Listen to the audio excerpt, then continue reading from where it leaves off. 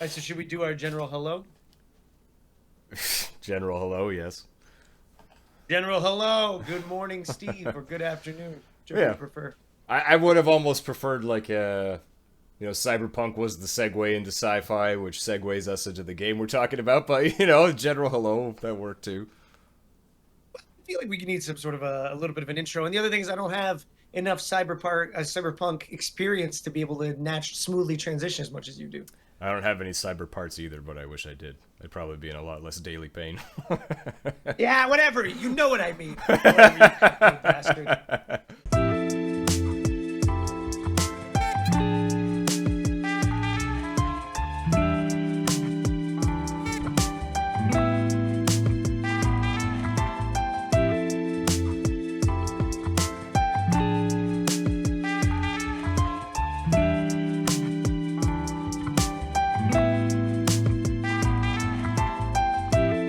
This is All Games Go to Heaven, Episode 12, Mass Effect.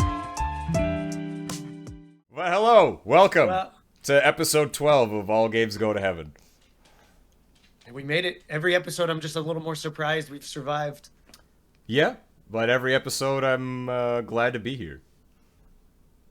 Yeah, and every episode we're learning a little bit more, and I feel like the podcast gets like a little bit tighter, a little better, a little greater footage. You killed it with that Star Fox episode, and I'm nothing but honored so far. And thank you to our highest view counts so far. That's Yeah, right. that was exciting, and I look forward to things improving as well, like getting rid of these pop-up green borders. But one step at a time. It's a learning experience for both of us. For me, I still kind of feel like I got thrown in the deep end, having not done anything like this before, including the editing. So it's good. I like it, and I'm happy to keep Yeah, doing it all the time. but you're like inherently geeky computer enough where it's just like as soon as a machine starts speaking to you, you understand its language. You can dive in there and learn it probably faster than I could, than I have. Maybe, but I think an underrated skill these days, Mike, is Googling. Like I find it very easy to find the answers I'm looking for on the internet, which not everybody apparently feels the same way or finds it as easy. Well, give them a few more years because like there's new companies coming out that literally want to give you a cheat to everything where you're going to be able to wear your smart glasses and look at something and bam, like all your answers are literally going to be in front of you. It'll be able to perceive our conversation as we're going and just be giving us answers like somewhere in our user interface, whatever that block looks like on the go. It's going to be crazy. I'm It's here going to be for it. crazy. If I can So, plug in my brain into a computer and just like download information or skill sets, I'm totally here for it. I don't need the yeah, and don't get me 10,000 hours wrong. to master it. Just fucking plug my brain in. I'm good to go. Yeah. Dude, I'm kind of the same way. I'm like, listen, if you're telling me the moment I hang up this call, I just can press an AI button and it resyncs our voices, chops everything up, and then I just have to lay footage over top. Yeah. Yeah, I'm there. Like, there's no question about it. Yeah, if it makes our life easier and more Uh, convenient, and instead of spending, between 3 and 10 hours editing a video, and I can just hit a button and it's mostly done, like, yeah, I'm not gonna be too upset about that, you know. no. And what, I have the rest of the day to myself? What? That's great to play What's, more what games. is, whoa, that's crazy. Yeah. That's crazy. But speaking of games, Steve, why don't you do the honors and tell us what we're talking about this week? This is one I was really looking forward to, and I think we originally were. It was in the discussion for season one because we both love this game so much, but we wanted to save it as sort of, I guess, a big intro part two to season two, and that's the first Mass Effect by the formerly legendary Bioware. I say formerly because it's been a rough go of it lately, but at one point they were a legendary Canadian studio. Yeah, honestly, but it's not unfair of you to say that because there has been a couple bad hits that have tarnished their reputation and whatnot. But honestly, this game comes from the golden era of, for me, what was like a small pocket of just brilliant stories coming out, and that was a magical year called 2007. And 2007 literally had Mass Effect. I think the year before that, BioWare had knocked out of the park Dragon Age Origins as well. And even in films, Christopher Nolan had just come out with The Prestige. Darren Aronofsky had just done The Fountain. I'm pretty sure 300 was like the year before. Like that was a solid little pocket of just like brilliant storytelling. You could tell there was a lot of great storytellers in the air just pumping stuff out, and studios were trusting them. Yeah, that was the early 2000s. I think were there was a lot of creativity going on. It was before sort of everybody being bought up by sort of the bigger game companies or Yeah. bigger, holding companies, and it wasn't sort of just let's get something out, let's make some money based on an IP that's established. It's make a great game that's a great story with new ideas or movies or TV shows like what have you. It was a good time.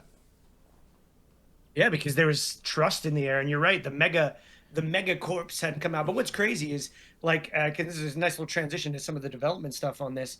Bioware was being published by Microsoft at the time, one of the biggest conglomerates of all time, and they really knocked it out of the park. At least Mass Effect was published by Microsoft, right? Because circa that year, I'm pretty sure, after the game was sort of already flushed out and pumped into the market, EA took over and they started what I call EA-ifying the games, both Dragon Age and Mass Effect franchises. And you can kind of tell. You can very much tell. Yeah, to go a bit backwards in time, Bioware was made in founded in 1995. The first games they made were Baldur's Gate and Baldur's Gate 2, which I think is a much more recognizable name now with the success of Baldur's Gate 3, which wasn't made by BioWare, it was made by Larian Studios. Then they made. I don't remember if Dragon Age came before Mass Effect. I think it did. But Mass Effect, like you said, came out in 2007. And then in 2007, EA bought BioWare. Bought BioWare. Yeah, but and on top of that, you also mentioned Baldur's Gate 2 because that was Casey Hudson. And he was actually the creator of the Mass Effect games too. Poor Casey. Because Casey had this great reputation of like working on Baldur's Gate 2. He came up with Knights of the Old Republic 1. He came up with Jade Empire, all just hit, hit, hit, hit. And then Yep. jumps into Mass Effect, wanting to create something that was like an original IP that was like Star Wars esque that they could say, is ours. But mind you, Casey continued to go hit after hit after hit until he hits a little title called Anthem. But we don't need to talk Let's about not talk about it. Anthem. I can't We don't believe need to I talk about it. glossed over Knights of the Old Republic, though. I forgot. Like I That's yeah, forgot I that was know. them, and that is like one of my quintessential games. I love that game. Yeah, I know. Jade Empire. I It's don't know if you ever played it. I did a bit, but the setting and the story wasn't for me. But that also, like, people really love that game. It's a yeah, martial arts RPG. So if you're not yeah. sort of like super into, I think, the narrative or lore around kung fu and martial arts and the mysticism, it's a bit of a hard sell setting wise. But gameplay wise, it seemed okay from what I remember. I don't want to Yeah. make any claims about it because I don't remember it too well, other than the fact that I was like, you know what, like this isn't bad, but it's not for me. That was my main takeaway. Yeah, it wasn't even on my radar. I mean, and it should have been because, like you, Knights of the Old Republic was a definitive title for me, and honestly changed my life in regards to how I approach games. Like that gave me a deeper appreciation for what an RPG could be than even titles like, Baldur's Gates and Icewind Dale and other ones I was doing that was like more party styled. Like that one really really took the cake for me. And then when I found out Mass Effect was made by the same company, and so was Dragon Age Origins, another one of my big titles, Mm. I was blown away, dude. I was blown away. Like Yeah, they were hitting 10 for 10 for me. like Baldur's Gate 2, I would say was that for me. It was like this foundational game in terms of what I like and what I look for in in RPGs, and then Dragon Age Origins was the spiritual successor to that, and I love that game. And then how I feel about the rest of the Dragon Age games. But I know. when they first started talking about Mass Effect, I was immediately sold. I was like, oh my god, BioWare's doing a Yeah. sci-fi game, and I'm already sold when something is sci-fi. That's my favorite genre. And then for them to be doing an RPG, I couldn't wait. I would Mind just blowing. any piece of media that I could find about it. I was just like lusting after it. I was like, I gotta know more about Mass Effect. Yeah, same, because it was tickling the inch of like all of us sci-fi fanboys were like sitting on the edge of our seats because nothing had really come out with that good of graphics that plunged you into such a unique and fresh sci-fi world. Because like we had Star Wars Mm-hmm. and we had Star I'm even Trek. trying to think of like Star Trek, but like there was nothing unique, and along comes Mass Effect, which by the way, a little side note here, part of the reason we even brought this up was because this week we're doing my greatest game of all time, and next week we're doing your greatest game of all time. And for me, this is actually my GOAT. This is like Mass Effect is my GOAT. It's my greatest of all time. Like I can't even begin to explain the reasons why, but I guess we're going to do that across the next I hope hour and we a can half and try. try Yeah. to. Yeah, redundant redundancies. Okay, well, no, but we will try. But I just remember when it came out, it was also just this. It tickled both this like adventure side of me, sci-fi to me, and just also it is a great shooter. Period. I agree. I know our opinion on Mass Effect One is a bit controversial. We do not have the popular opinion. Um, most But guess people. what? But guess what? It's our podcast. It's That's our right. goddamn podcast. That's Okay, right. back to fuck. So we can say what we like, and I A agree great with you. shooter. I agree with you. Yeah, to me, it feels great, and we can get into the mechanics and everything.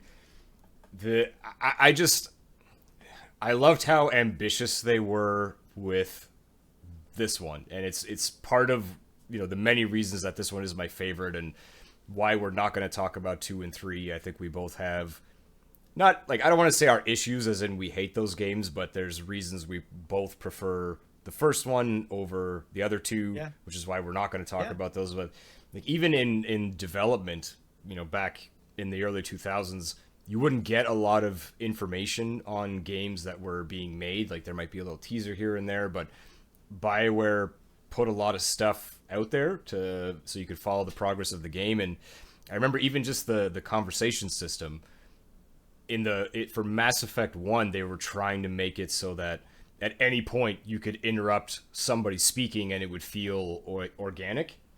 They didn't quite get there. We got a version of that in 2 and 3, but I like that they were shooting for the stars already. Well, you know that actual, but so unique facts is something that a lot of younger gamers than us will have experienced a lot of the conversational bubble. When you have a conversation, you have three or four choices in a little circle Yeah. that you can scroll to. Mass Effect was the first game that ever did that. They have a patent on that? Yeah, I know. Yeah. Cheeky bastards. Yeah.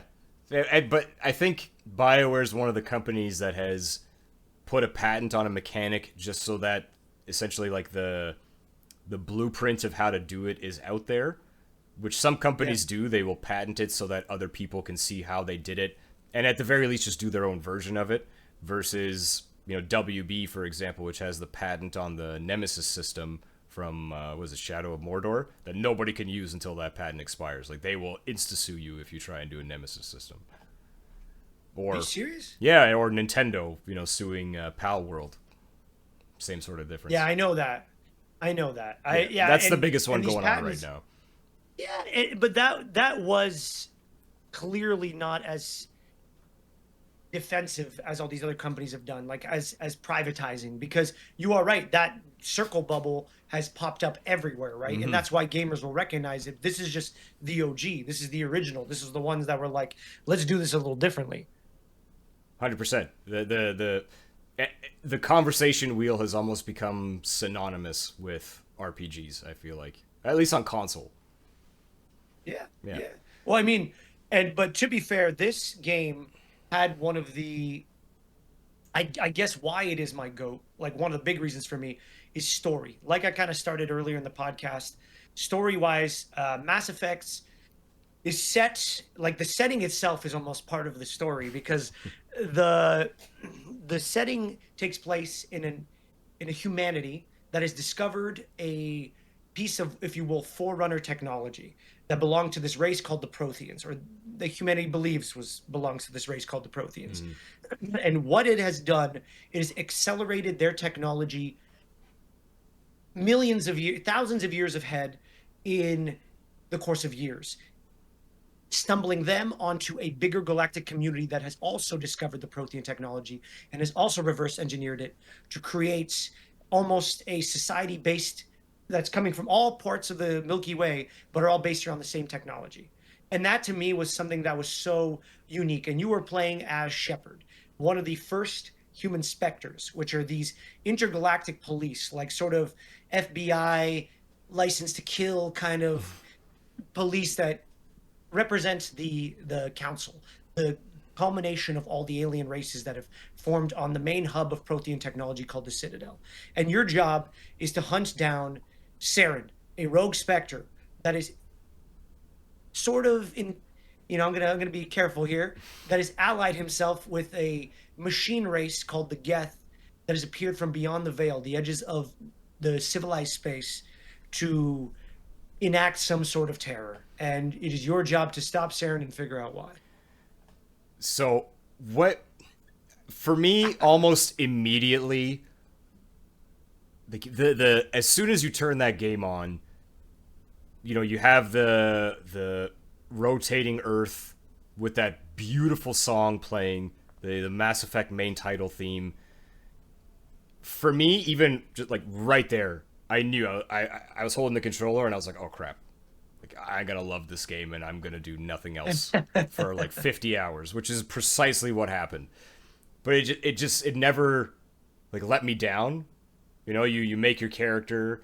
You have 6 different classes to choose from. In this world, there's the technology side of things, where you have like holographic projections, and you can be more techie, or I guess the magic system you would call it is called biotics. So it's almost like Yeah. gravity powers, which we humanity and other races discovered through the manipulation. I think it's called like Element Zero or something like that, if I'm remembering correctly. I got a little write up here Yeah, okay. that they do a really good So job. you pick your class, and then it's pick your background, about yourself, and then the game starts and it zooms out from Earth into like a window of a ship that's orbiting Earth, and there's 2 characters that you can't see that are talking about you already based on the decisions that you've made in just like the main menu.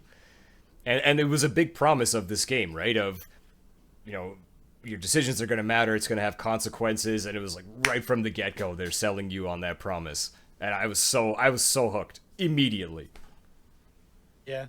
Yeah, me too. I can't disagree, because it was like, and on top of that, the art style in this game is so beautiful that everything you're looking at is just stunning, stunning. So you're sitting there, you're like, yes, I'm here too. Dude, I felt the same way. It was like, Mm-hmm. I knew I was staying up till the sunrise that night when the first time I turned that on. Like, Yeah, there was no question about it. and everything you're seeing, other than the humans, it's new. I hadn't seen anything like that before. It's beautiful. It looks even more beautiful in the Legendary Edition with the remaster.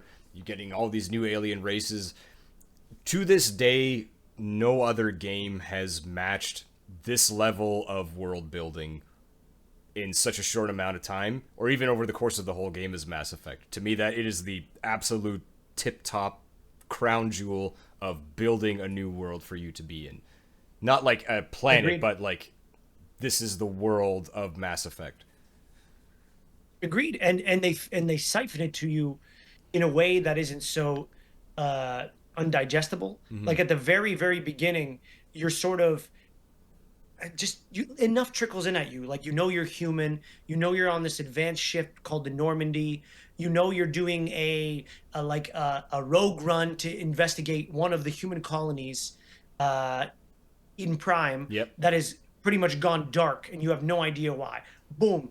Great. All right. That's all the info you really need. And all you know is that there's another Turian Spectre named Eyeless who's there to sort of like check Evaluate things out you. on behalf of the council. Yeah. But also you find out to evaluate you because you're being considered as humanity's first Spectre. Mm-hmm. So like you get down there and you just get things trickle to you little by little. Like they don't just throw you in there like, here's big city, here's all the corners of the world you can do. Like, so for example, like even as I've gone through all the playthroughs of this, you've gotten hints of how the technology works, because the technology in its own right that they created, part of the lore here, is one of the most unique things I've ever seen, because they really created a science that sets a rule for them that it doesn't break. And you mentioned this thing about element zero. So the way technology works in Mass Effect is that there is FTL travel, like travel, so faster than light travel, Mm-hmm. and it works on dark energy that gets charged by element zero.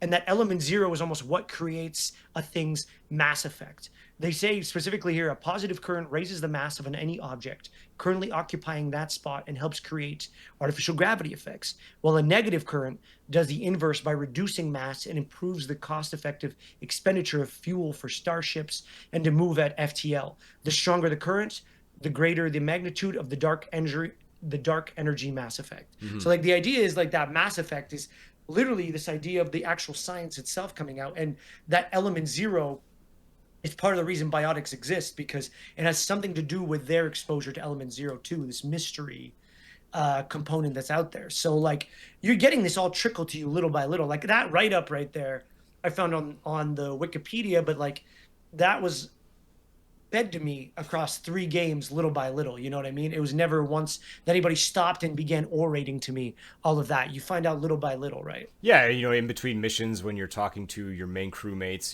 Caden, who's my least favorite because I that guy's like human milk toast to me. He talks about his experience as a kid being taken to one of these facilities to be experimented on with a bunch of other kids in getting these biotic powers by exposing them to element zero.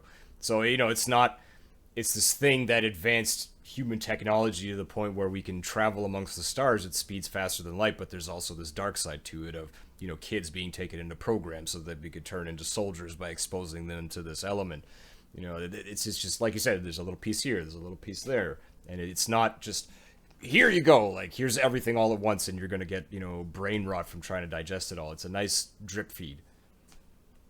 Yeah, and it's not all like forced reading, because like one of the big mechanics, I guess, that is another reason this is my goat, like one of my top things, my top reasons is you have an exploration system that's so unique in number one that they change in the second and the third game, and part of the reason why I lost, I guess, a little love for those games. Although okay, but all this to say is you kind of get this idea that as soon as you get given your ship, the Normandy, after your intro run, you kind of find out about this bigger corruption taking place on the Citadel. You try to expose Saren and that he's working with the Geth, and the Council inevitably bends after you collect your first characters, and they give you pieces of information to prove that Saren is a dirty bastard. And, he's got some redemption, but we'll talk about that later. But all this to say is after you get your ship, the Normandy, and it truly becomes yours because you become a Spectre, you are introduced to the Milky Way.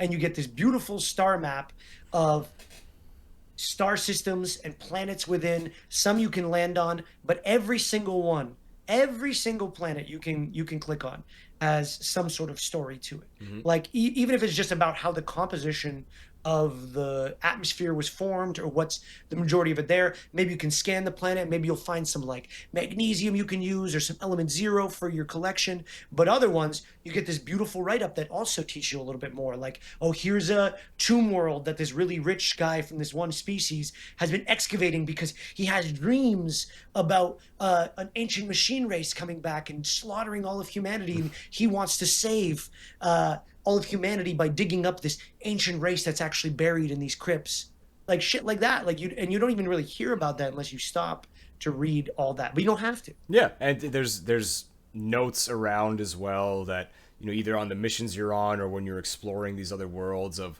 you might just find like an abandoned outpost somewhere, and the only way you'll know what happened is by reading like these journal entries that people left, which wasn't like, I'm not going to say that's revolutionary, and these days it's very common, but there's as much lore in this game as you want to get into. All the main points are there if you just from playing the game.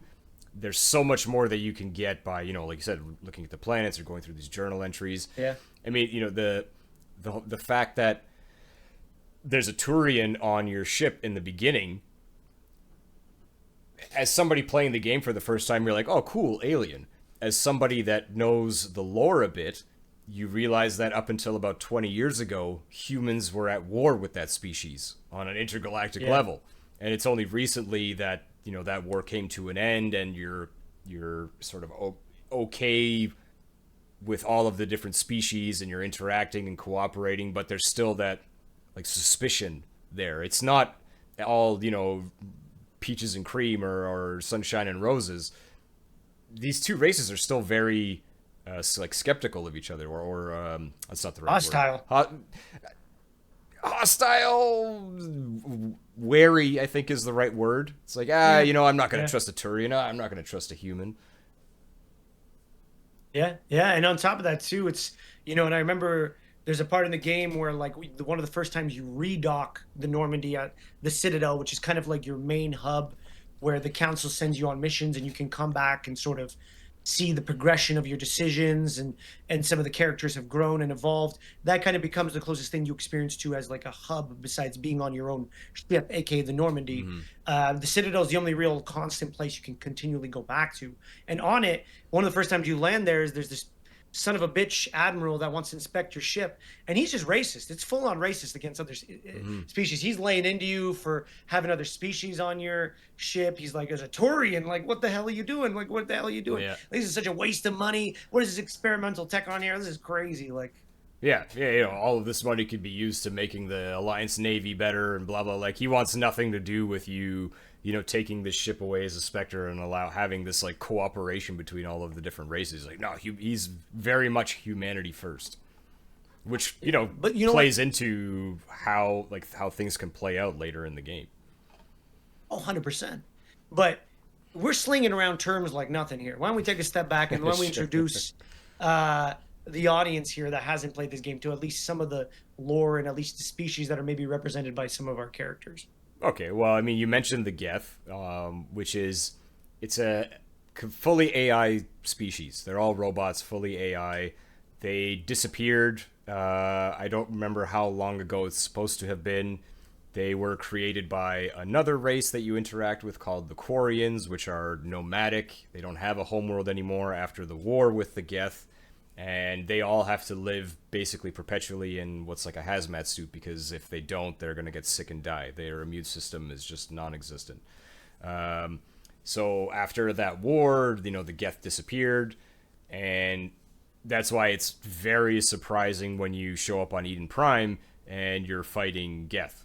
No one's expecting them to be there. You see this massive ship take off, which is still one of my favorite moments in any video game. And then you see Saren, who's supposed to be another Spectre, kill Nihilus, who's the one that's evaluating you. And then that's when you go to the Citadel, and that's where you start seeing more races. There's this just massive, brute, huge alien with, super deep voice, scars all across his face. I don't know what you would call it, like a bipedal, like turtle dinosaur or something. How you would describe it? I think dinosaur. Yeah. I view him as a dinosaur. And that's Rex. He's from the Krogans, which is another race that you interact with. There's the Turians, which you already know, and there's a bunch that I can't even remember the name of because they're minor and you don't interact with them like regularly. They're just sort of like on the Citadel or on the planets that you visit. Like the little guys that are all rotund and breathe like Darth Vader. I have no idea. Volus. Volus. The Volus. And then there's the Hanar, which are just like jellyfish that communicate telepathically. Yeah. Like I love the Hanar. I think Yeah. they're great. And it's sort of like it's up to you, right? Once you finish that first mission and you get to the Citadel, so you can be debriefed and grilled on what happened. You can see these things and you can just be like, oh, cool. Or you can go investigate them and talk to them and learn about them. And, they'll give you history if you want it on, we don't interact with these people because of this thing. Or, why don't you come over here and I'll give you, like, there's so much for you to explore and learn and experience. Which, again, just brings me back to they just did such an unbelievably good job of fleshing out and building this world for you to inhabit. 100%. And I mean, and just to add to that list, like one of the other main races is Oh, the race is called the Asari, yeah, which are the uh almost all females that all live. I'm pretty sure all females they're all only because females. they mate with other species to continue the line type deal. And their biggest thing is that they live for hundreds and hundreds of years, eventually turning into matriarchs. Uh, After like 1,000 years or something like that. And Liara, one of your potential romantic characters slash one of your main characters in One the of your crew, story yeah. is from the Asari. Yeah.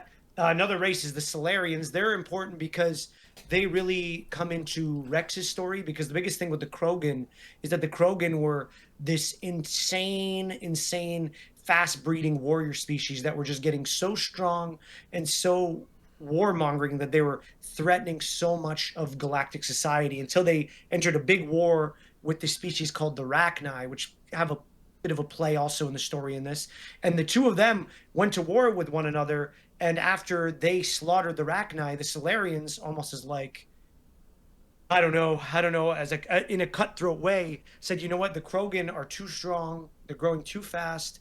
We're gonna create something called the genophage, which is gonna end their ability to have mass breeding like they used to. So I think 1 out of every 1,000 hatchlings is actually lives, or 1 out of every 100, or something like Yeah, that. it's a And the crazy Krogan, in a number. sense, yeah, and the Krogan are slowly dying off, and Rex is just one of these last. And the irony of it is they're a warmongering species still that seeks combat, but yet they're dying off. So it's like this inevitable end that the Solarians have made to them, and that's like such a beautiful, tragic story. Yeah, and you learn about, Rex's life as a mercenary and his hopelessness, having seen these just breeding grounds just decrepit and dying, and he's given up hope on trying to unite the Krogan, so he's just living a mercenary life. You know, his story is probably one of my favorites. Yeah, same. One of the things with you forgot to mention with the Asari is their affinity for biotics is higher than any other race. When it comes to biotics, they are the most powerful.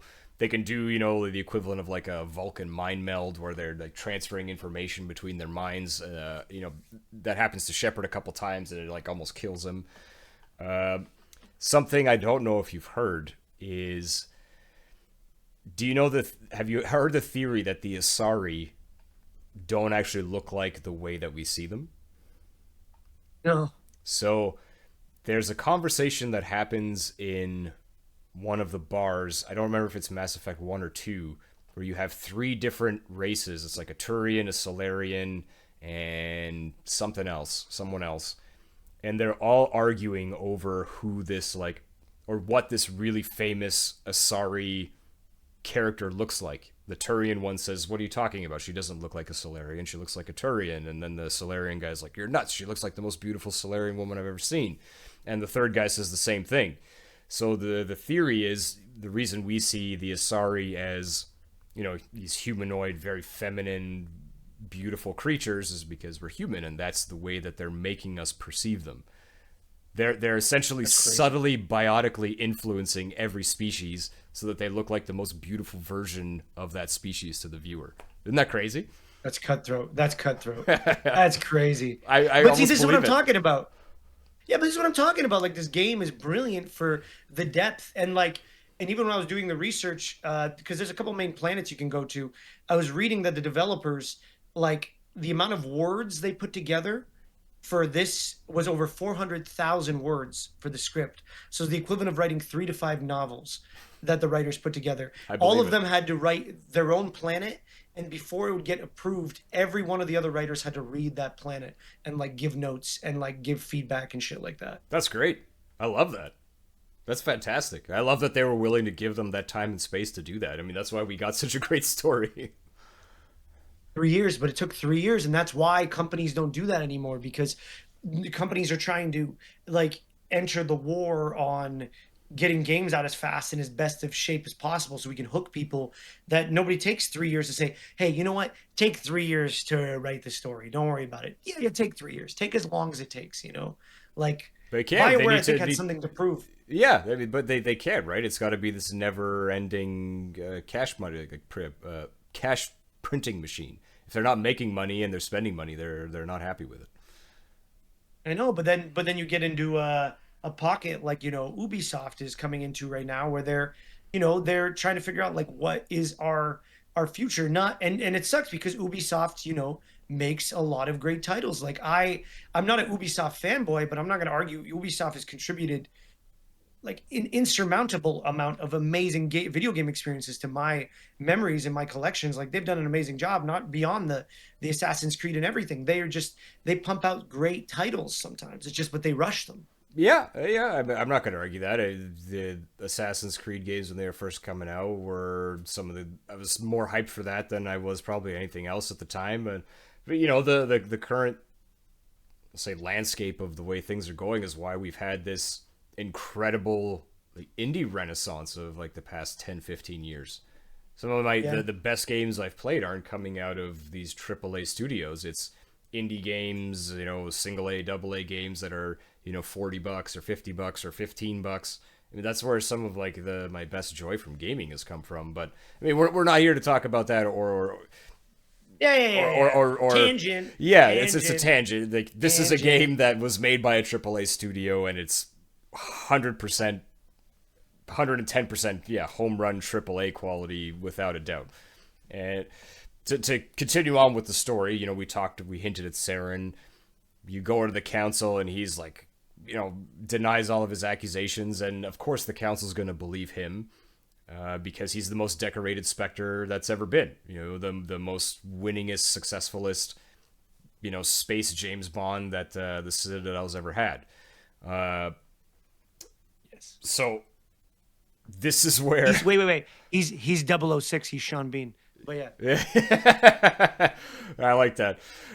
This is where I think you can really start playing with the Paragon and Renegade system, which Yeah. is I, I don't remember other games having something like this. My memory is not great even on the best of times, Can't but think of one. Can't think of one. I can't. KOTOR, Dark and Light Yeah, Side. light side That's dark. literally the inspiration Yeah, of yeah, it. you're right. That's You're literally right. the inspiration. You're right. See, thank you. There you go. So instead of dark side, light side, you have Paragon for being a good guy or Renegade for being a bad guy. And it's at this point where the council's saying, "Ah, we don't believe you. Go find proof." Where you can start leaning into being a renegade and be like, "Ah, this council's bullshit. You hate humans," or be in a Paragon and saying, "All right, we'll go find it and I'll prove to you that Saren's evil and I'm going to save the galaxy." And that those you get points based on your actions, and you know the first game's not perfect. It's very binary. There's no sort of gray area. Like you're either being a good guy or you're either being a bad guy, and if you don't do all of the good guy things, you're not going to get enough Paragon points to do things that are related to that, or vice versa. If you're not always doing the renegade thing, you're not going to have enough renegade points so you can choose those dialogue options. It's not perfect, but it lets you role play, and I at the time, even now, don't have an issue with it. No, they definitely heightened the implication of the Renegade and Paragon system way heavier in 2 and 3. I mean, Mm-hmm. that's definitely something they mastered, because in number 1, their only real consequence is that there's some really big moments in the game where if you haven't gone all the way Paragon or all the way Renegade, you don't have an option to sort of talk a character down, Mm-hmm. or talk a character to blow their own brains out, which happens. And Just gotta go and give it away, I eh? Giving it all away. no, no, no. That happens multiple times. That's not giving anything away. When you're playing Renegade, there are multiple times you can convince a character to commit suicide. I know that sounds dark, but it's the honest truth. I thought that was only at the end. I know there's renegade options where you can kill somebody. I don't remember getting them to, we'll say, sacrifice themselves. There's 2 other quests. One, I'm pretty sure, is linked to the biotic colony, the commune, on one of the side ones. But the other one is actually when you meet your fellow survivor from Aku's. So there's one of the storylines you can be as Shepard, which is the one I always choose. Is you were born as an Earthling, a colonist, or spaceborn, and then you can choose whether you're a war survivor, so like you're a great hero and you've done all this stuff. You survived slavery by when your colony was raided and you were taken into slavery, by Batarians, and then the Alliance command caught you and saved you and gave you a life in the Alliance, Mhm. or you can be a famous war hero from a place called Akuz, which is you and your squad was lured to a desolate planet where a thresher moth, these giant worms that come out of the sky or out of the ground, Mhm. killed your entire command, and somehow you survived. And then you find out down the road that there was more to it than that, because there's another similar setup that happens as a side quest if you start with that one. Mhm. I think no matter what there is, but if you start that one, you can find another survivor from Akuz, and that other Oh. survivor takes you to like the heart of the people who perpetrated and betrayed you in the first place. And that guy is a little not all there. Hmm. And I'm 99% sure there's a way, if you go full renegade, you can kind of talk him into going crazy. Maybe not suicide by gun to the head. I think he does like the heroic last hit. I can't remember that Yeah. exactly. I just remember I've gone down that road. Okay. Maybe, yeah, you could be right. That quest isn't ringing any bells other than the Thresher Maws. I remember going to a planet and they're there and they're like there's a colony in danger or something like that. Uh,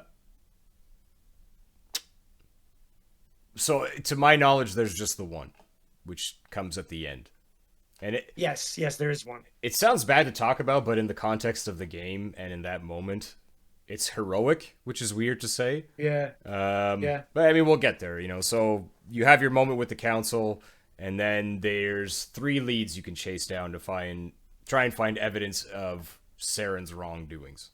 Novaria, Pharos, and Vermeer. Is that the third one?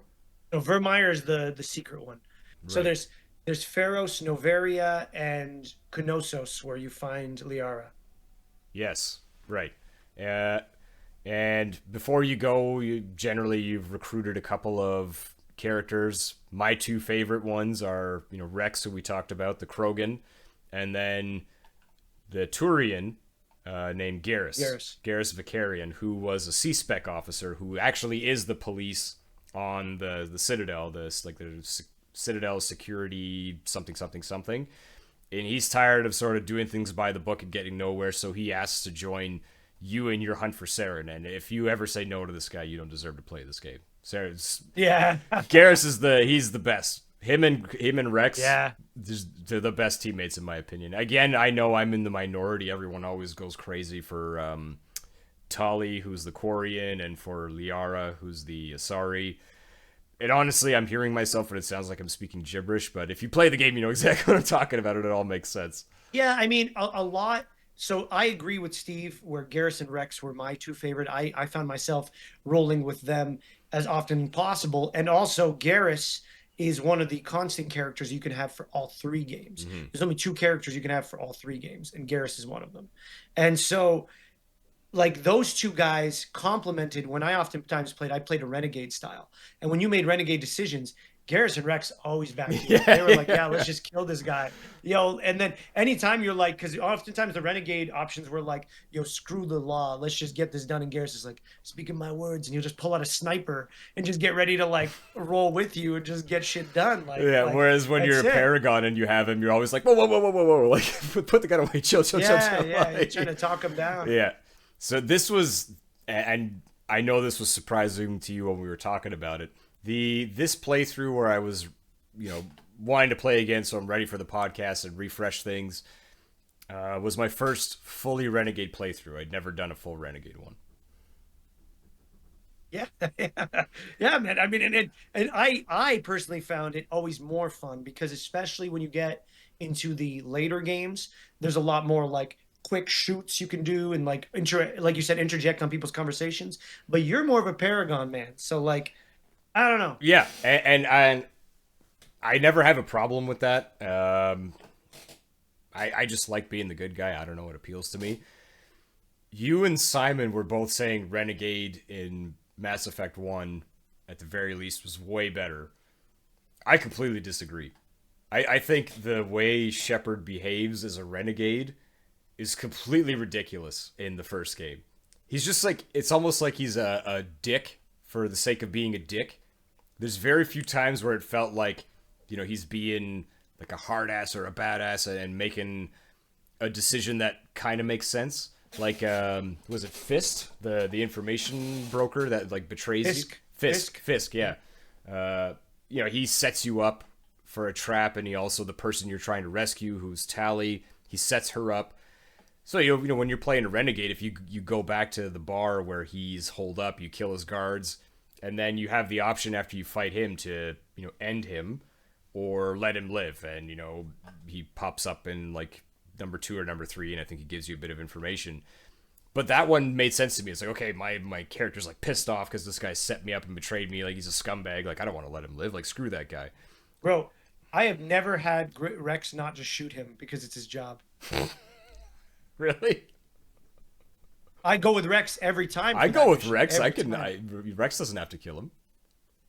Yeah, he kills him every time. I've never seen that he can survive. Yeah, he could survive. That's No, crazy bro, to me. every time I'm like, yeah, I've never seen it. Even when I was doing a Paragon playthrough this last time, Rex still did it. But then again, I let him do it. I'm always like, yeah, you do it, Rex. Yeah, that's what I'm It's like saying. you're You just can talking, stop and it. then suddenly pulls out a shotgun and pop, and I'm like, and then just like Garrus like quotes something. Usually is like, well, he had that coming. I'm like, yeah, he did have Yeah, that he did coming. have that Let's coming. get the fuck out of here. Yeah, I Yeah. agree, and I agree. Like, which is where I wish, in a perfect world, there would be that balance of things that make sense. Like, you don't always just have to be like so altruistically good or so like comically mustache twirlingly villain evil, which number one does feel like. Okay, first off, I don't perceive it as that at all, and I think Simon would agree with me. I'm picturing more like I don't got time for this shit. I got places to be. I don't got time to listen to this bullshit. Like that's the mentality I more so had.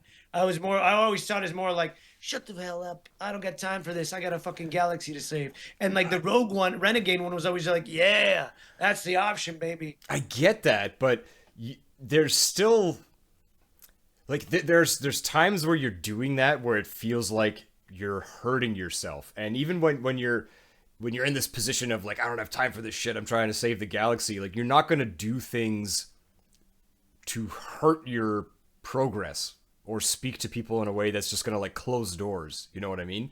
Which is what it feels like the renegades always do it. It's like, oh hey Shepard, like you want to help me out with this thing and I can get you some information. You're just like, you piece of poo, like I gotta save the galaxy. Go freaking have sex with a hen, or like I don't have time for you. Like, Yeah. no, it's ridiculous. You're trying to save the galaxy. Yeah, I like it. You're trying to save the Yeah, bro, I galaxy. don't got time for this shit. My bullets will do the talking if your words don't. Wow. Like, come If on, bro. everybody's Like, dead, where are you getting that's your information from? whatever, man. Whatever. I don't agree with that at all. But That's fine. We can disagree. yeah. I No, I but preferred like, Paragon. look, I know you did because you're a little brown noser, but it's okay. Anyways, for us rebels without a cause playing this game, I had a blast being a badass. And like honestly, oftentimes my favorite parts were like because the biggest thing is like you were a cop that has been like elevated above the law. So to me, it is also like, are you one to talk to me? Like I got shit to do. Like I know the truth here. The only time I ever didn't take the renegade options is if it was hurt my team. Like I always wanted like I play these games and you know this because you've watched me do it in Baldur's Gate 3. Like I will do crazy shit even if it means like destroying entire races of things, if it means my people are like I'm backing them up on a decision. Yeah. Like that's how I play these games. This So, is how I would I summarize it: is Mike's a badass, except with his friends. yeah, yeah.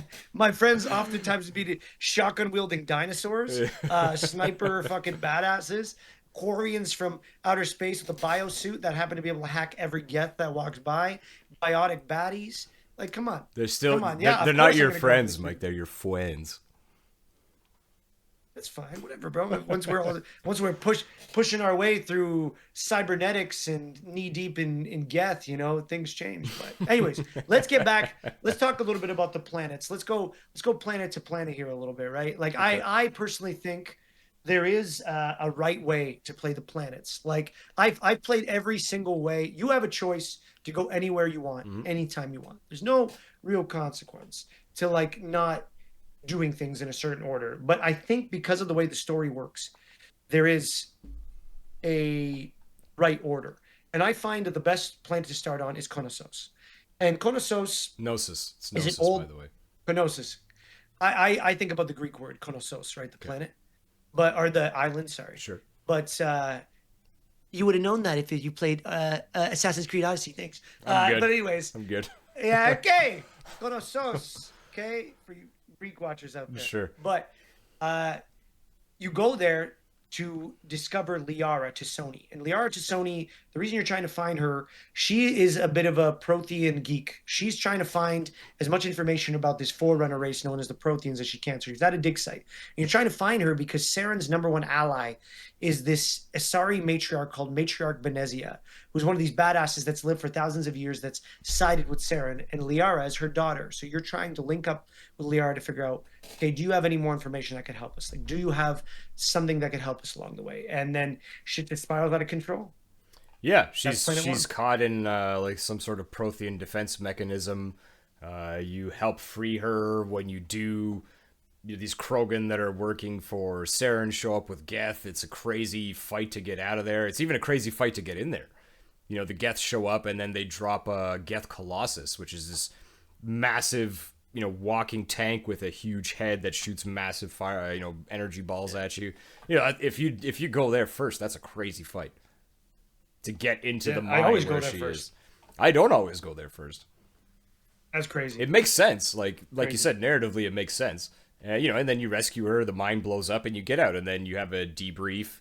You update the council again. You could tell them to go suck, Hanar farts if you want, and then you're on to the next planet. Bolus gas. Volus gas, that's right. So then, in That's right. which one makes the most sense to you to go to second? And obviously, this isn't including any of the planets that you can just explore that don't have main missions. We're just talking strictly Yes, the main yes. the main story. Second one is Pharos, Okay. Pharos is the one with the old ancient organic thing that I'm forgetting the name of, right? the Thorian. The Thorian. Thank you. That's where the Thorian Yes, is. yes. Yeah, so Pharos is a planet where there's a mega corporation owned by humanity. So it's one of humanity's kind of colonies. And there's this old planet where, yet again, there's a bunch of Prothean, it's like an abandoned Prothean city in a sense. And humanity is just, I think a company called Binary Helix Hmm. has set up shop there and is kind of reverse engineering stuff. And along the way, a Geth attack has invaded the planet. And for some reason, not only is a Geth attack taking place, but the humans, as you go deeper into it, are being mind controlled by something they have unearthed deep beneath the planet, Hmm. which is the whole reason why Saren wanted to go there in the first place, known as this thing called the Thorian. I'm not going to get too much into it because I want there to be some surprises for the audience. We can get away with some stuff here, but this is actually my favorite planet. This is actually my favorite mission in the whole game is Pharos because Really? it's such a you hit the ground running, combat, combat, combat, fight into the structure, battle back across this bridge with the Mako, which we haven't even talked about yet, by the way. Well, yeah. Um, The goat. I know, the goat. But you battle back across, and and you find all the people have been brainwashed and taken over, and you have a choice. You can either kill them, or you can use this nerve gas if you've done a certain amount of, or thorium gas, which you've done a certain amount of steps throughout the mission to get someone who can create this for you Hmm. to just knock them unconscious rather than that, so people survive, right? Yeah. And then from there, a new planet opens up called Vermeer. Vermeer, Yeah. which you could rush to and do right away, or B, you could go to Novaria. What do you usually do? I always save Vermeer for last. But why does Pharos make sense to you to do before Novaria? Why does it make sense to go there before? Okay, so A, there is you need Liara first and foremost. So what you find is that Matriarch Benezia has been to Pharos just before you. And that Matriarch being Benezia interacted with the Thorian a little bit and left one of her people behind. And so there's a lot of clues about Matriarch Benezia that get left on Pharos. Okay. So then when you come back to your ship, even if you haven't brought Liara, she mind melds with you, and you've only been hinted at what Matriarch Benezia's next step is, rather than accidentally stumbling on it. Because then from there, you have a choice whether you can go to Vermeer. In my sequence of playthrough, you can go to Vermeer and deal with this council urgent mission because there's a Solarian team that's been trapped there, or B, you can go to Novaria. which is where Matriarch Venezia actually is. And so there's a sequence where you're kind of following Liara to one of Matriarch Venezia's goons on Pharos to Matriarch Venezia herself, who's doing some awful shit on the ice planet of Noveria. Hmm. So that's why it makes sense to me. And then Vermeer, in between or not, doesn't really make a big difference. I mean, there's a big reveal on Vermeer, but why don't you tell us a little in this playthrough? Because I had to do two playthroughs because my house burned down, Yeah. and so I had to restart. Yeah. Yeah, so I had to restart, and when I did this playthrough, Noveria was my third one. But why don't you tell us about Noveria this time? Well, I mean, it's another place where there. I think is this also binary helix? Your ability to remember the names is fantastic, but there's definitely a huge corporation on Noveria. And So there's a multiple huge corporations because it's a bit of a lawless science facility where a bunch of corporations right, come can to set up do shop. research. Yeah, all kinds of shady research. So you land on Noveria immediately. The security comes out. They're trying to confiscate your weapons because you're not allowed weapons, and you can either talk them down peacefully, or as a renegade, you can just be like, "You can try to take my gun, but I'm probably going to kill you if you do." And then eventually they're like, "Okay, fine, come in," and you investigate that area. And basically, you have to do some back and forth so that you can get access to take your Mako and go to the research station where Matriarch Benezia is. That part, it's okay. There's like a bit of a spy game going on too, because there's somebody that's trying to figure out the shady dealings of the administrator of this facility so that they can be arrested, and then they'll help you. But then, eventually you get in the Mako, which is the ground vehicle. It's a six-wheeled tank with a huge cannon on top that you use when you're outside on planets. For the most part, the environments are hostile to you.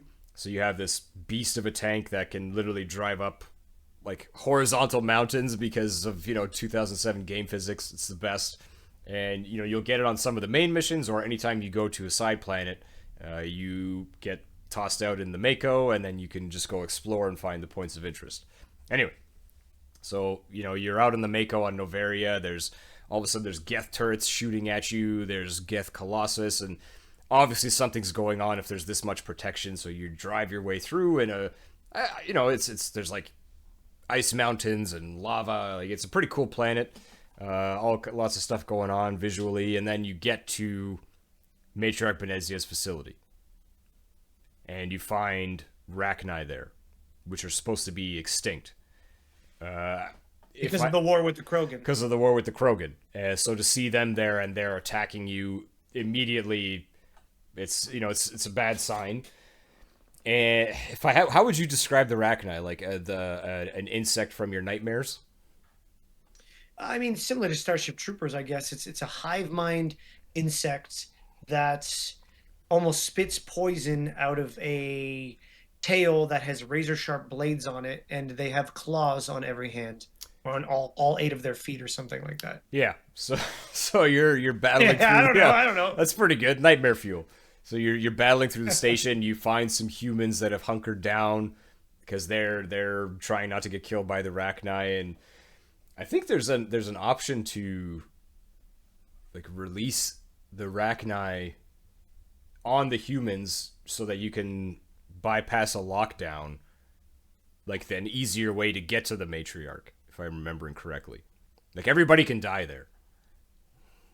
Yeah, there's some things. I'm not going to talk too much because I want to leave some. I think we have enough in this episode where I don't want to reveal too much, but Right. there's some ways. Yeah. There's some ways.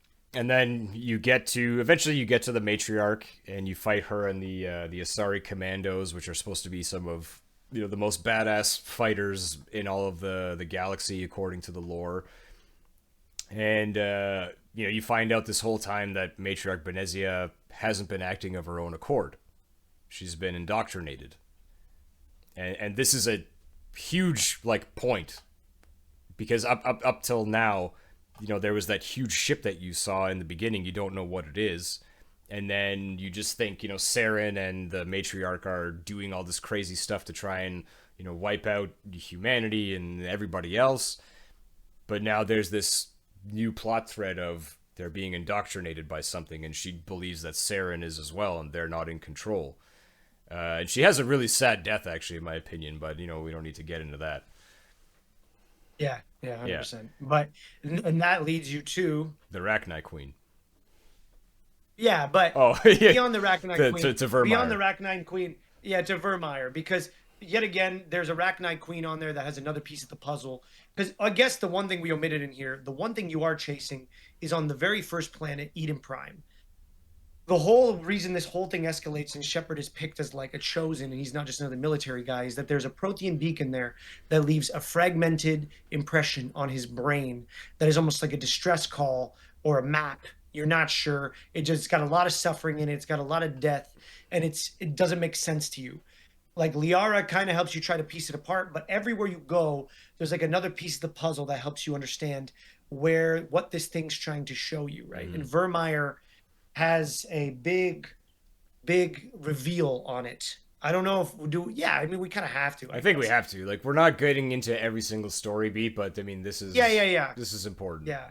And It's I guess it's even in the synopsis of the game when you talk about it. You can't even talk about two or three without kind of getting into the reveal. yeah.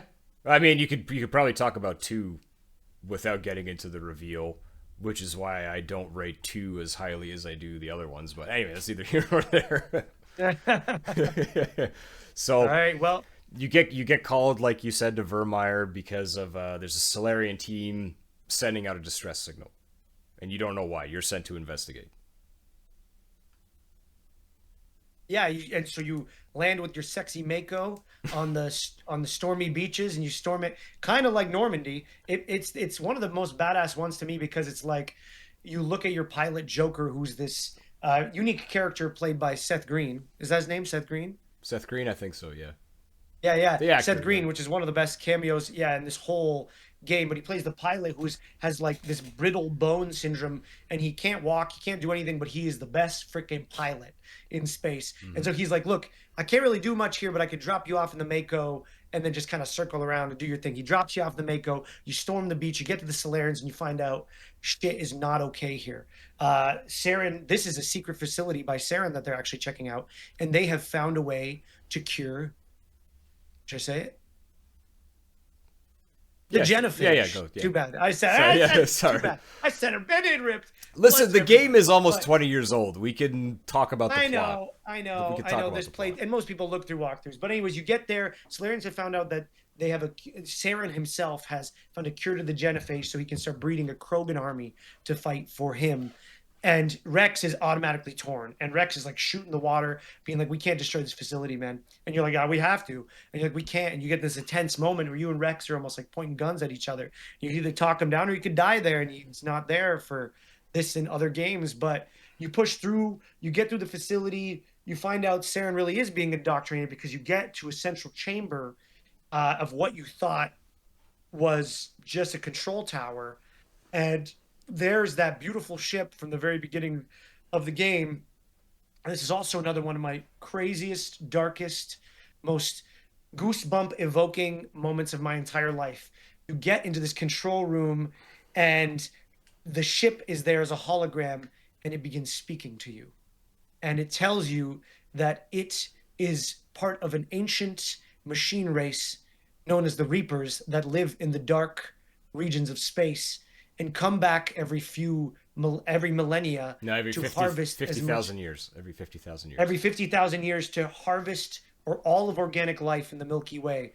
And they continue to allow species to discover the protein technology so they can grow and they can evolve faster and become more appetizing food for the Reapers. And Yep. Sovereign is the vanguard of the Reaper invasion, here to turn on the portal in a sense that'll allow them to spill into the Milky Way and slaughter all of organic life. And it Yeah. is one of the greatest moments in video games Yeah. ever. 100%. Awesome freaking reveal. Insanely good Yeah. antagonist. Yeah. Like, what a great moment. You also learn that it wasn't these protheans that we thought made all of this technology that allowed the rapid expansion of all of these races across the stars. It was the Reapers that left it there for these Yeah. civilizations to find, to speed up their growth, to speed up their expansion, so that they hit that critical mass point where they all come in and they wipe everything out so that it can then restart again. Yeah, and I mean, Yeah, and so then you know, on this planet, you are stuck with a decision where you have to lose one of your teammates between one of your human teammates, Ashley or Caden, who you've been rolling with most of the time. They're sort of the OGs, if you will, of your crew, Hmm. and you have a choice afterwards to uh, save only one of them, and one of them will die on the facility, whether it's by a nuclear bomb or by defending turrets while you set the nuclear bomb. And along the way, Saren shows up, and you kind of tell him, like, I know you're being indoctrinated by this Reaper ship named known as Sovereign, just like Matrix Benezia was. And you kind of see a flicker of his redemptiveness, I guess, like Yeah, of his soul. you plant the seed of a doubt, but he at that moment he's super quick to dismiss it, but it's there. That's the start. Yeah. Yeah. Yeah, and nevertheless, the planet concludes, and you're sort of spiraled into the end game. I'm not going to get too deep into story, but all this to say, I guess the one thing I can say is that it is revealed that the Citadel plays a huge part in the Reaper invasion, and it becomes the sort of climax points of the whole story, where you kind of slip in there after Sovereign finds a way to manipulate the Citadel to close it off to the armies that could come and potentially save the Citadel from Sovereign and his plan. And you and your crew are one of the few people that managed to slip on there, and you kind of have to battle through the exterior of the Citadel Tower, which you've been going throughout the Such game, an in awesome an moment. epic, yeah, epic climax as you're watching just Sovereign like moving his giant machine tentacles up and down as you're battling up through armies of Geth to get to the main tower. And you get there and you sort of fight Sovereign in the form of Saren, in the sense that like Saren has his doubt has creeped indeed and grown, and he's allowed, and he said, you were right. There was too much organic left in me, and Sovereign has just upgraded me even more, and now he's even more machine than ever before. And you Yeah. just kind of that's kind of the big baddie of this one. Yeah, he becomes the avatar of Sovereign for sure. Which makes sense. I Yeah. mean, for you to fight the a ship the size of like a continent as a human wouldn't make any sense. So Sovereign being the focal point of the your efforts like makes a lot of sense, and I think he's by far the best villain in all of the Mass Effect series by a huge margin, in my opinion. Yeah, I don't agree. I mean, I do agree. In the sense, I don't disagree Yeah. because he's the only one that you have like agency for. I think the other Mass Effect games introduce this like broader villain, and there's very less like of a face you can keep pointing to. There is usually like a central antagonist. Like they'll give him a name, or it'll be like the head of this or the head of that, or a main ship you're trying to do. But oftentimes it gets broader and broader and broader, right? Well, Which is like number two, it becomes about the collectors, and yeah, they're fine. I feel like, I mean, I probably should save this for later, but number two stalled the story for me completely. It just there was no forward progress in what was going on. It was almost like, to me, it was like a side story filled with side stories, and then number three, becomes the reaching the end of this sort of cataclysm and dealing with it. So the but that's what I momentum. mean by broader. Yeah, yeah, That's what I mean by 100%. broader. But I don't mind the broadness of number three, like, because at the end of the day, even in number one, the Reapers are the threat. It's very early, and they've picked someone as their agent of change, which is Saren. In number three, like, they're there, they're here, like, shit's hit the fan, and stopping the Reapers becomes your main purpose. And I think there's another one. I can't remember. I think it's Leviathan is the main Reaper, and number three becomes the antagonist. But again, it's a ship that can like wipe out a planet. It's hard to have that same level of interaction or focus of things of two such like different scale, a person versus something of that scale. It's tough. The moment that you have with Sovereign on Vermeer is great, and I think they tried to replicate that with Leviathan to like varying degrees of success. Yeah, But it's yeah, it's nice to just have like, okay, this is the guy. yeah. And I mean, there's a rule we have when we're making posters in film, where the more faces you can show on it, the more people will be attracted to the poster. Oh, really? So That's a rule? yeah, yeah. So the idea is, yeah. So it's a best practice. Hmm. So the idea is like, unless you're like Star Trek, and then you can just put the Star Trek emblem over some flashy colors and it'll Sure. hype up the fan geeks, right? But the idea is like Saren is a face. You know what I mean? He is a face you can focus on. Hmm. Like in number two, the collectors are there, but they're building something. Like in number three, it's the whole army that's being led by Leviathan. Yeah. Like it is a lot more centralized in that sense. Like it's centric. Like Saren is a centric, and you interact with him multiple times. Like you catch up with him multiple Hmm. times. Like you see him in the Citadel Council. You see him on Vermeer. You see him. You're chasing him on Ilos, which we're not gonna talk about. We'll leave that as one of the surprises. And then you're fighting him at the end, and like overall, you get a number of conversations with him. It's not just like boom, okay. But quick little tangent before we get into some of the nitty gritty, because I got a lot of questions. Like Sure. this is gonna be like a 2 hour episode for sure. But But before, just real quick, just to add on to what you're saying, even from the very beginning, Saren makes it personal, right? Because when you're in that meeting with the council, yeah, he's like, "This Shepherd shouldn't be a specter. This is a waste of my time. Like humans are a joke." Like he tries to yeah, kibosh your career and humanity's progress. Like from the very beginning, you're like, "Oh, this freaking guy!" Like yeah, he's the one who killed Nihilus. He's the one who led the attack on Eden Prime, and this guy's yeah. over here like besmirching my name. I was like, oh, you're gonna get what's coming to you. Yeah, no fucking way. Yeah. And as a renegade, it feels even more satisfying. But anyways, all this to say, because we're gonna get into some now detail points. This is the part where we can start asking some questions that we definitely want to find out about stuff like this. Like one of my favorite quests. So why number two had more story for me, and why I was captivated by number two is because I when you play the Aku's origin one that I have mentioned before on this, you were spiraled down what I call a secondary villain arc in number one, and that is the arc of Cerberus, which is the Mm. shadow government sect of humanity that does some really unethical shit. What you find out in number two has a purpose that is like a broader purpose that its leader, the elusive man, tells you about. But we're not here to talk about that. Their But main goal Cerberus is is to number one. protect humanity. That's it. They only care about But humanity. there's no morals. Yeah, there's Yes, no morals it's to any it. cost. Whatever's gonna benefit humanity, whatever the cost, as long as the benefits outweigh the cost, and it doesn't benefit any of the alien races, then Cerberus is on board. Yes. Yes. So you find out early on because you link up with a guy named Admiral Kahoku on the Citadel.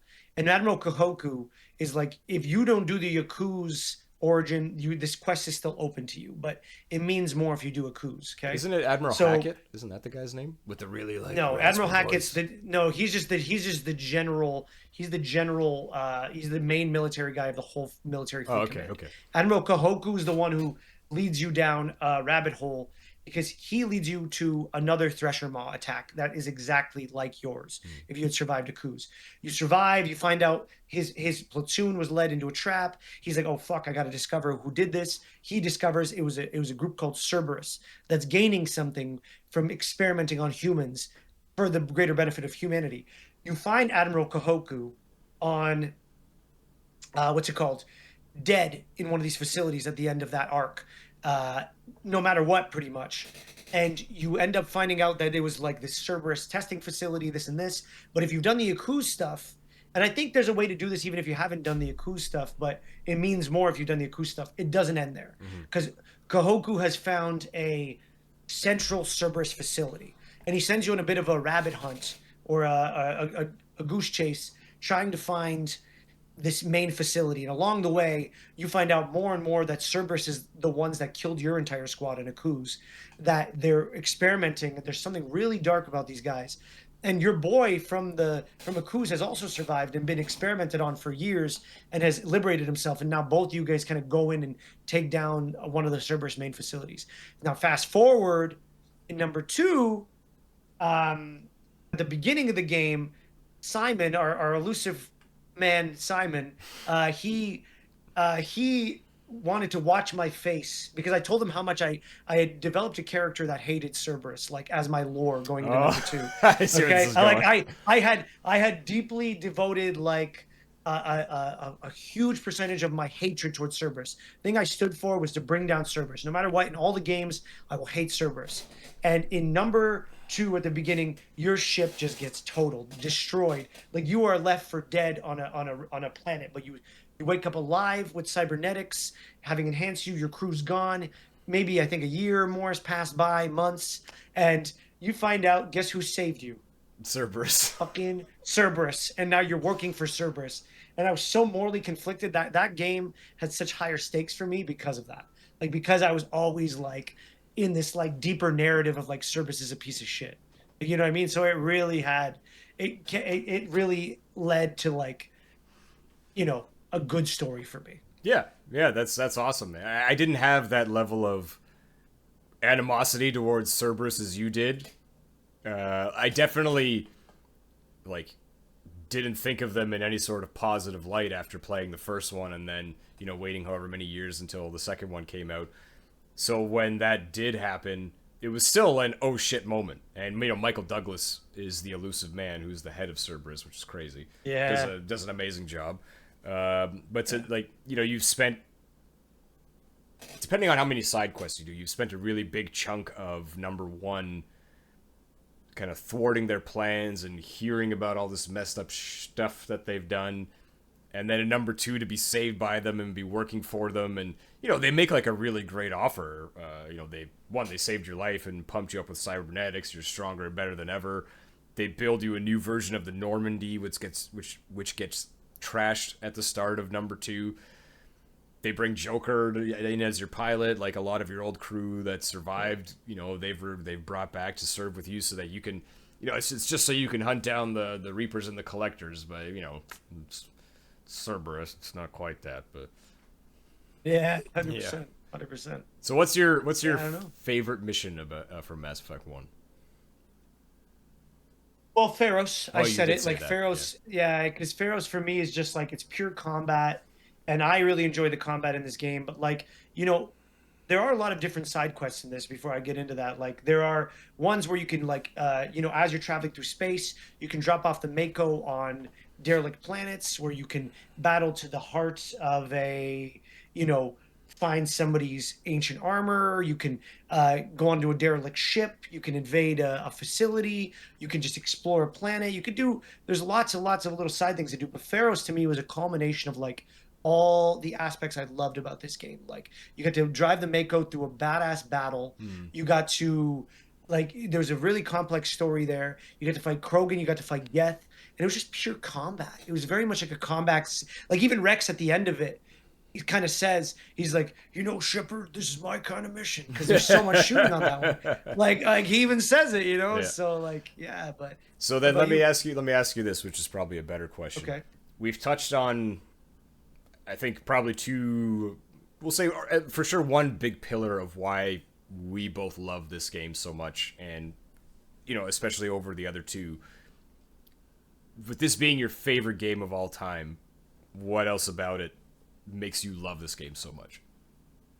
Okay, well, first off, the Mako. The Mako, in its own right, is this beautiful, like what the game gives you when you're not on a linear mission. Um, it's hard for me to even call them linear missions, but they are linear missions by They are, comparison. yeah. Is you get dropped off on this beautiful sandbox, which is just a tailored planet where the Mako can explore almost every inch of in the sandbox with beautiful views, which in the original game were better, in my opinion, than in the newer one because they were beautifully hand drawn, rotoscoped games. Like at the time, a rotoscoped, beautiful artistic rendering was amazing. They have done a great job, but they made them 3D and there aren't just rotoscope pictures in the backdrop anymore. It's just they were so stunning Hmm. that they were truly like on the planets. Oftentimes, it felt like you were looking at a painting when you were like looking off the vistas.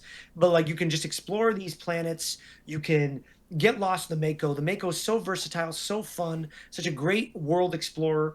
And one thing I realized today when I was doing some of the research for this is another one of the reasons I love this game so much, besides what everything we talked about, is the soundtrack. So Oh the yeah. composer Jack Wall, yeah, the composer Jack Wall really blended 70s and 80s style synth music into this game. And why it changes in two and three, and one of the reasons I don't like it as much, is part of the EA-ification of the franchise when EA took over, was they started making more orchestral string-based music with hints of synth. Hmm. So it became more of that classic, what you hear in every other game. And with this game, the music is so fresh and so synthwave heavy, just like they don't need to throw an orchestra at you. They have a beautiful Blade Runner-esque, just fucking score everywhere you're going at all times. Yeah, and the a lot of it's dark because you're on these crazy intense missions with high stakes. That main title theme, which I'm gonna talk about again, it's so optimistic. It's so Yeah. just like peaceful and optimistic, and it's one of my favorite songs in any video game. Like it's amazing. Love it.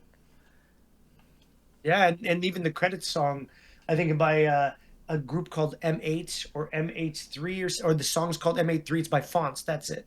It was by the band called the Fonts. But after you beat Saren, like it's the only real song in there that's like a band plays, Mm. and they did like I had goosebumps listening to that. I wanted to play the game again right away. Like I felt such a moment of like I just left like my home, like when that game ended. Aw.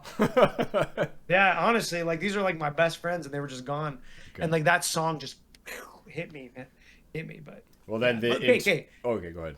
You go. go on, no, no, because we could tangent on these all the time. We talked a lot of reasons why this is my go. I need to know what was your favorite level. Probably probably Vermeer. I like that one a lot. There's never a point in this game where like in other games, if you don't do something in time or in a timely manner, like you're gonna fail. But it's one of the missions where it really feels like there's stakes. If you haven't, done enough, if you're there too early, or if you don't have enough points, Rex can die. You can save him. You get the sovereign reveal. The battles the whole way through are crazy. Like it's so much fun. Um, You lose Ashley or Caden. You lose, so you can lose two members of your team on yeah, that you can planet. lose two members of your team. Like it starts to feel real on Vermeer. Like it's not just a game anymore. Like there's real stakes. There's real stakes. Yeah, Depending on how long it took you to get there, say 10 hours or 20 hours or whatever. You spend a lot of time with this crew, and they start to these people become your family, and then the threat of losing yeah, them, which you don't know going into it, versus like in Mass Effect 2 where they call the last mission the suicide mission or whatever. Like like somebody's gonna die if you don't do it. Anyway, it makes it raises the stakes, and the level itself is just super fun. Like sort of like yeah, Pharaohs, you have that super hot drop on the Mako where Joker's just gotta land and or not even land but just drop you and then keep going, yeah. fighting your way through all the Geth, then fighting your way through the Krogan and the Geth to get on foot to get to the Solarians. Then you get to the Solarians, they tell you a bit of what's going on. You're in the facility, like there's husks, which are like these humans that have been that are slowly being like turned into cybernetic zombies. Yeah. Experiments, like all kind of indoctrination experiments. Like there's so much going on there, and it's all really cool and pushes the story to that next level. So yeah, I have to say Vermeer. Dude, amazing, dude. Vermeer to me was also up there. I'd say on my first playthrough, I definitely walked out with Vermeer being the most memorable because of, like you said, the stakes get real there. Like there's so much shit that can happen. So Mm-hmm. much shit happens. Like and it sends you on a ride. But in my first playthroughs, I always did Vermeer immediately because even the way the council presents it to you, there is a sense of urgency. Like one of our teams is trapped. Mm-hmm. Like we would like they're showing it to you now, so you kind of get this moment of like, well, hold on, we didn't get this before, so like this must be important, and you kind of get a sense of urgency. They Yeah, like create that. for sure. And first playthrough, like definitely beelined it there because it's like, oh no, something's going on, and then like you said, they give you that sense of like it's do or die right now. If you don't go, it's Yeah, these guys are not going to make it. It's only on like having played this game like 4 or 5 times that I know I can just sort of do what I want in the order that I want. yeah. Yeah. I mean, one. It's okay. So one big topic point we have to get into because we could talk for hours, but we got to get to some wind down point. But one thing we have to talk about, mandatory that we haven't, is some of the classes, some of the character classes. We Well, haven't even touched on that. this is sort of what I wanted to get into was the classes and the gameplay, because the gameplay in number one is, to me, it's dramatically different. it's still a third person shooter, but what one plays like and what two and three play like to me are total. They're completely different games, and I agree. it's why I another one of the reasons why I like one much better. So to the first one is much more of an RPG than number two and three. The Bioware was still very much an RPG studio, so you have level ups, you have all of these skills. You can't max everything. You had to kind of specialize. You level up very quickly. I'm not. It's not like you're only I've getting. maxed everything. You play too much. Uh, Generally, you're not going to max everything. I don't think you need to. Like, you could finish the game around level 50 without having every single skill tree Yeah. maxed out. Yeah. But it's bigger, right? Like, I forget how many skills you have, but it's like you have to level up certain ones to even get access to other ones. And I think there's like 15 or 20 things in there that you can upgrade with your skill points as you're leveling up, which automatically feels way more like an RPG. And, you can use, in the future, you have all of these guns on you because they can, like, fold themselves in and compress so they're lightweight. And you can use them all, but you're not going to be proficient with them all. Yeah, 100%. Yeah. And in number one, there was no bullets. It was just overheating, right? You Yeah. made a gun. That was one of the things I also loved too, was the fact that you could just. It's about how proficient you were with a gun, based on how fast it would overheat, and that was kind of your bullet system instead of having to go find clips and shit like that. Like it was just Yeah. one less thing to think about. Yeah, it's like and it makes sense, right? It's these like futuristic laser weapons that are, they're not firing bullets, they're firing like, electrically charged like protons at somebody or whatever. There are mass, there is mass in there, but it's not a gun or in the traditional sense of like it's got a clip and it's got bullets. Even in number two and three, where they introduce reloading, it's you're taking out the heat sink and putting in another heat sink because your gun is. Yeah. But it's bullets. Like there's a freaking bullet Yeah, counter. yeah. Like give me a break. So yeah, Yeah. it feels much more. It fits the world for me more that they have these guns that heats the issue, not bullets. Yeah, I agree. I agree. And, And like, that's part of the EAification. But go on. yeah, and like you touched on it a bit. There's a whole inventory system, different guns, different armors, and different mods. And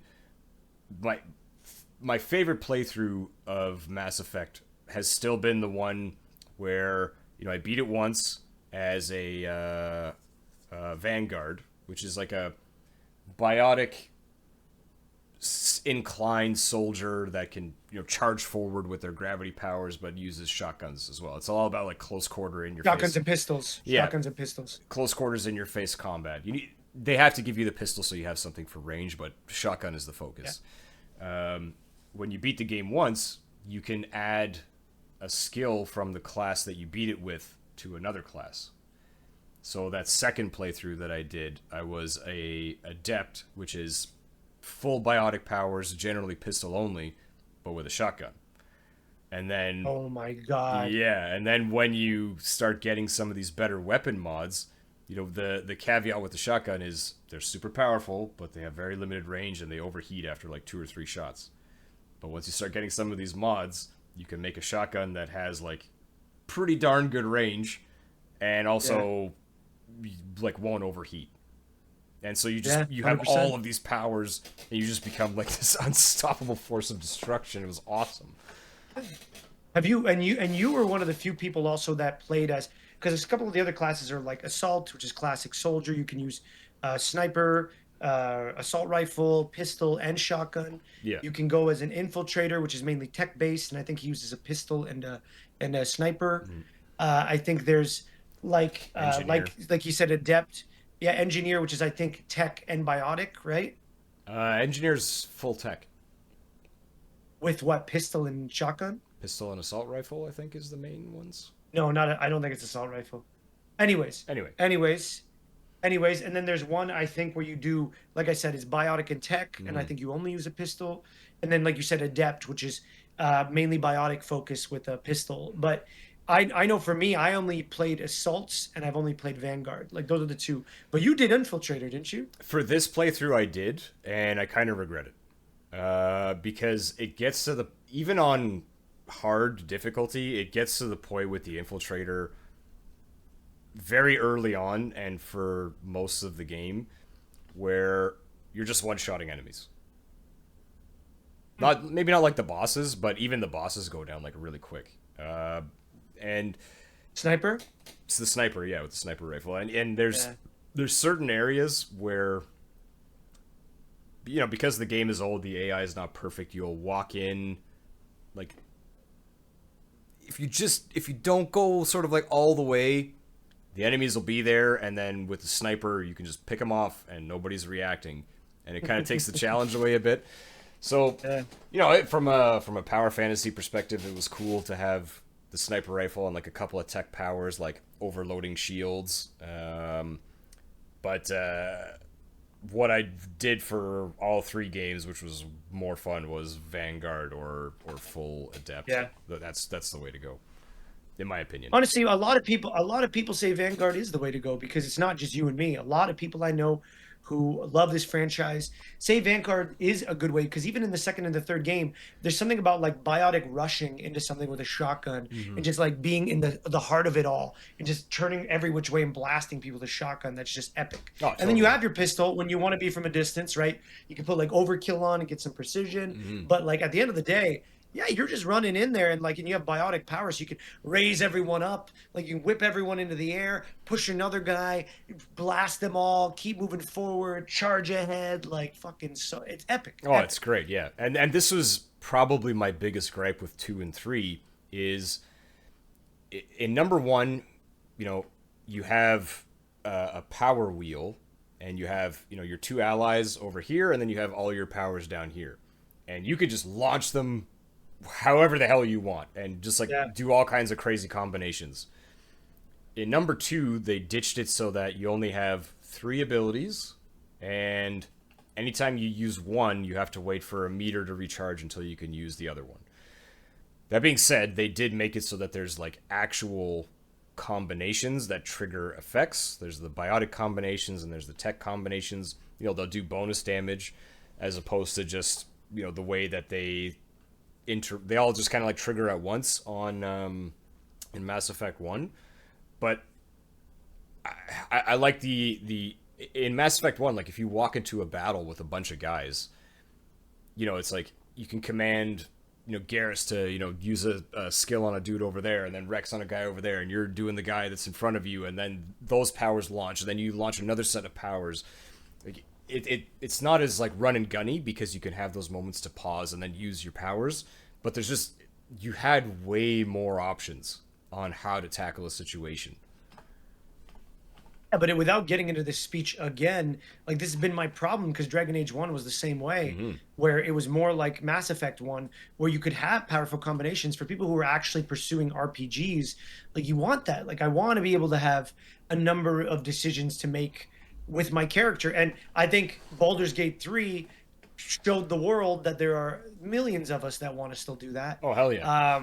Yeah, because like they would not have been as insanely successful if that was a hindrance. And when EA got there, they did it to Dragon Age and they did it to Mass Effect. They tried to streamline it to make it more of like a kinetic action based situation, and they kind of got back to a little bit of its roots with Dragon Age Inquisition, which I know you don't like, but they never did it with Mass Effect. We never got back to the original because they kept it as like more. They kept trying to go more streamlined shooter every time.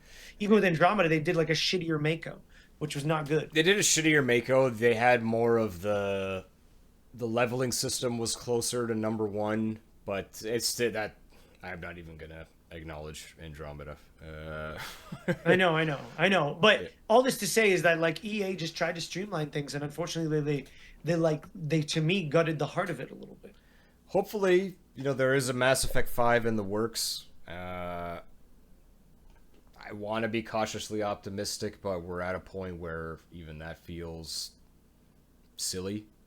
But I don't want to give up hope. I mean, there's still people there that have been there from the beginning of Bioware. I mean, we don't have the founders anymore; they left. But there's still people that have been there's devs there that know what makes a great Bioware game and what people want. And to be fair, there's nobody that's working there on a development side or artistic, storyboarding or concept art or whatever. Nobody there wants to make a bad game.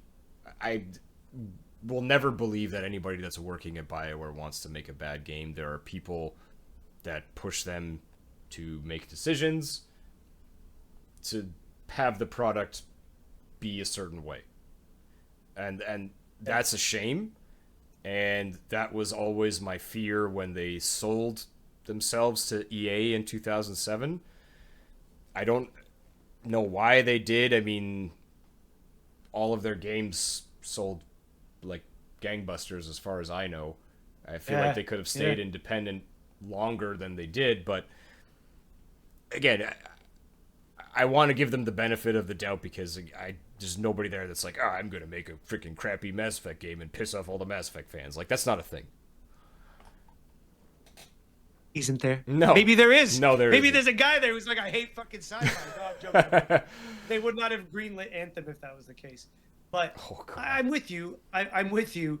Well, because Anthem is like the big death mark, the red letter page, you know what I mean, on BioWare's history over the last little while. Yeah, I can't believe all this to say, I can't either, but anyway. At the same time, they've got EA there, right? So to back them up. And the thing is, it's like, I'm with you. They had everything that was going gangbusters. Like, they're doing great. And so it was, I get that everyone wants to make more money, but it's just kind of like, I miss that because they really were like, wow. They were literally my favorite studio until EA bought them. And then just title by title, they slipped further and further into the shadows for me. Now I don't know. Yeah, I would agree. They were my favorite developer for a while. Now it's CD Projekt Red? No. Yeah, the guys that make Max Payne and Control and Quantum Break. I can't believe I'm forgetting the name. Yeah. Oh, that sucks. Hang on, I gotta look this up. Okay. Anyways, I'll just start doing some talking here. Yeah. Nevertheless, I mean, Mass Effect Remedy 1 was kind of like Remedy. Remedy is my favorite. Sorry. Yeah. Go ahead. No, that's it. I was just slowly getting us to a bit of a concluding mark here because Mass Effect 1 was sort of the high watermark with BioWare, and I mean, I know not everyone agrees because a lot of people think Mass Effect 2 and Mass Effect 3 is, but it's my game of all time because it is truly like it's even without being a video game, it is just one of the best stories that has ever been told in the history of time. Wow. That's a big claim, man. Now we got big shoes to fill with Mass Effect for anybody that plays it. I was gonna say it's an amazing story and peak sci-fi. To me, it doesn't get much better than this. Yeah, but I'm a fanboy. I'm over here saying it's the greatest of all time for me because, like, but it's not just because of that. Okay, it's the art style, it's the combat, it's the unique characters, it's unique situations you get put in, it's the diversity of quests, it's everything. And to me, it's one of the greatest stories of all time. Okay, let me ask you one last question, because sure.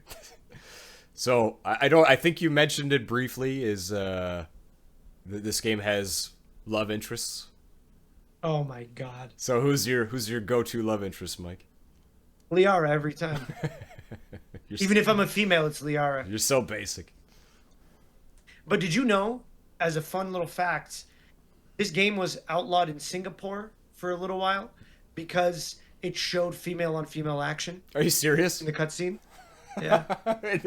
In the most awkward cutscene of two people being intimate that's ever been put into any medium. I don't think it shows anything. No. Yeah. It's just like very cringe. It's just like two really crap, like 2007-ish character models like hugging and rolling around and kissing awkwardly. That's freaking hilarious. I had no idea. But it's got that really sexy music. You know, so it's, you know. From your man, from your composer. Yeah. It's giving synthwave 1980s lesbian porn, I guess. So there you go. So Singapore said no. And that's where we're gonna end it on 1980s Singapore porn. As always, it's been a pleasure. But before we go, why don't we tell the audience what our next episode is going to be? Because it's your greatest of all time, if I'm correct. To be honest, I thought we were doing that one later. We can. I thought that We was the can save plan. it. This is really Up to awkward you. now. This is super awkward now. Whatever. Then we'll leave the audience in suspense. But let all you need to know is Steve's greatest of all time is on its way. And if you ever want to watch some great 1980s, no, no, no, no. Go play a great game. Yeah, there you go. All right, buddy. Thank you so Hey, much. dude. This is. I'm so happy we got to talk about this game finally. Yeah, dude. Absolutely love it. I loved hearing you talk about it and how much you love it. This was a blast. And thank you, It's been a everybody, blast, man. as always, for listening. Bye. Bye.